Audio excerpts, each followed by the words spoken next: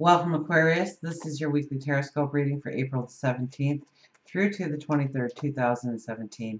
My name is Tilly, and this is Tarot with Tilly.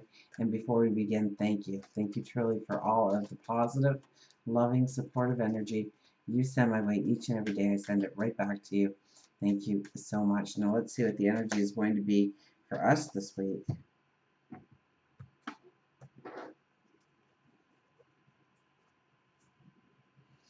Ace of Cups. We are moving into new passions, dreams, paths, relationships, partnerships, situations. We are learning how to give as much as to receive, and that both has its own miracle attached to it. We have the Four of Cups. Be grateful. Be grateful for what you already have to work with in your life. See the wisdom of what surrounds you. What makes you, your talents, your abilities. Be grateful for the path that you've walked, the lessons you've learned, the things you've accumulated. Ace of Wands, two aces, right? Within the first four cards, 1 and 3. Ace of Wands, we are thinking very creatively how to bring in a balance, how to step into a new path, or maybe it's a whole new way of thinking. Maybe we are in invention mode, creation mode. So this is a beautiful week to journal, to write down your ideas, what comes to you, and try and figure out how you can work it into your routine, your life. King of Pentacles. Now, the King of Pentacles crosses over the Four of Cups. So by realizing what you already have in your life brings the abundance in, brings the new ways of thinking, of creating, of being in. So the more we can do some kind of gratitude. So this is the week where you take a piece of paper, you set it by your nightside, and in baby blue ink, please, because that releases your spirituality and your creativity. At the same time, I want you to write down one thing you are grateful for. Read it aloud and go to bed. And night number 2, we're going to write down a second thing. We're going to read both of them aloud, and we are going to go to bed. And do it for the next 30 days and see how your life starts to change. See what ideas start to crop up and ways that you can move forward.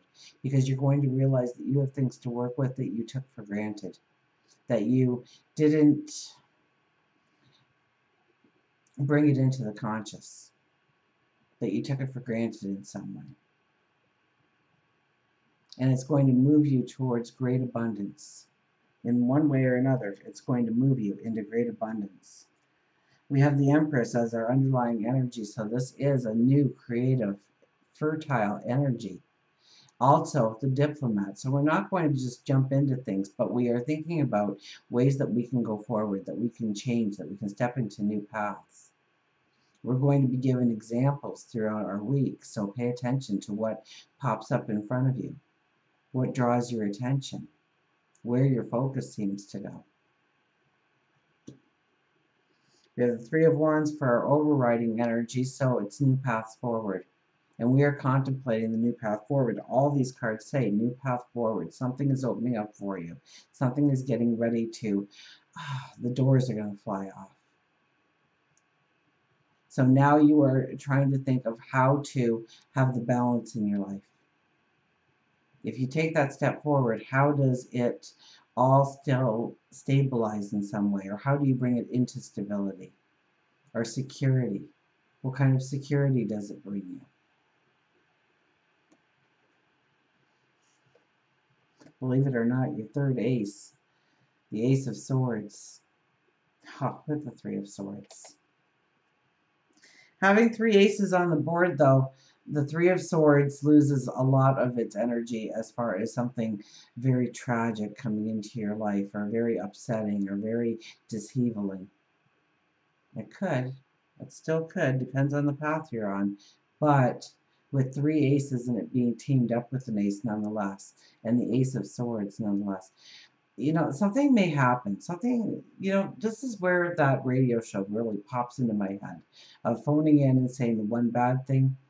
that happened in your life, or the worst thing that happened in your life, and the best thing that happened in your life. And caller after caller after caller would phone in, and they would talk about the worst thing that happened in their life, but the thing that was the greatest experience of their life came out of that horrifying experience that they walked through, that they lived through, that they got through, because they were taught things that just can't be taught, can't be learned out of a book. You have to walk the path to know it um, intimately. And it transforms you into a new path, a new action plan. This is where the aha moment comes in of what you can do going forward.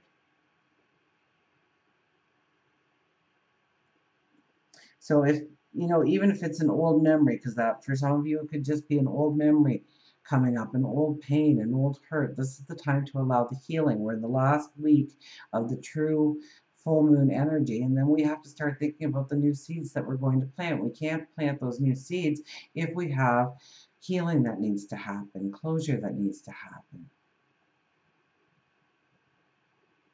So don't turn away from those hurt feelings. Experience it. It's okay to cry. It's okay to be sad. It's okay to be angry. We label them as negative feelings. It's when we stay there, we don't move away from that experience, that we cling to that for our new security blanket, is when it becomes truly negative. Allow the healing to happen in your life. You'll get aha moments through it. It's going to move you forward. Work and career, we have the Hierophant. This is spiritual balance, so it has to bring you passion. It has to bring you joy. You have to connect with it on some level. It has to be something that's kind of just made just for you. So whether it is starting a new business or ramping up a hobby into a business, moving departments so that you're more in the flow of what you do and do well, shining up your resume to really reflect the true you and what you bring to the table. Understand how gifted you are. Embrace that part of you. For love, relationships, look at this, we have the Four of Wands, so we are really grounded here. We could be moving forward in our relationships, making more of a commitment. This is the marriage and proposal card after all. This is building the foundation, strengthening the foundations of relationships, working on the relationship, the hard part of the relationships. Working through communication. And, know what you want to say and don't trail off into other areas. If you're looking for a relationship and you meet somebody, this could be a very solid, sound relationship that goes well into the future with you. Maybe walks the rest of your path with you. But this is where we have to work on the relationship. We have to give our voice to things that we let slide. But also we have to be open to where we have been lacking within the relationship and where we could give more. For our spirituality, we have the Page of Swords. This is honoring your inner child. The more you honor your inner child, the more these aces come to life in your life. Honoring your passions, your dreams, your desires, what you want to create, what you want to invent, what makes you you, what makes you happy, what brings you joy. Those are the things that you need to concentrate on. So as far as spirituality is concerned, where I'm telling everybody, meditation, prayer, reflection, with you, it's getting out and having some fun. It's raising your energy, raising your vibration. Positive fun, good fun. Things that bring joy to you, things that you enjoy. Things that light you up. Health, well-being, we have the Hangman.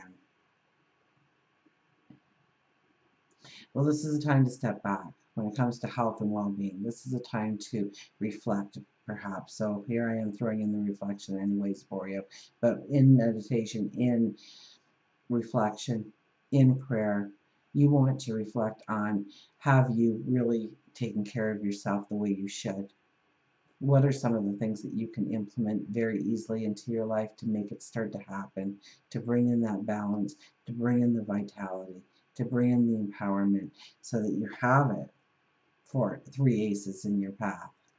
So until we meet again, remember, I do love you.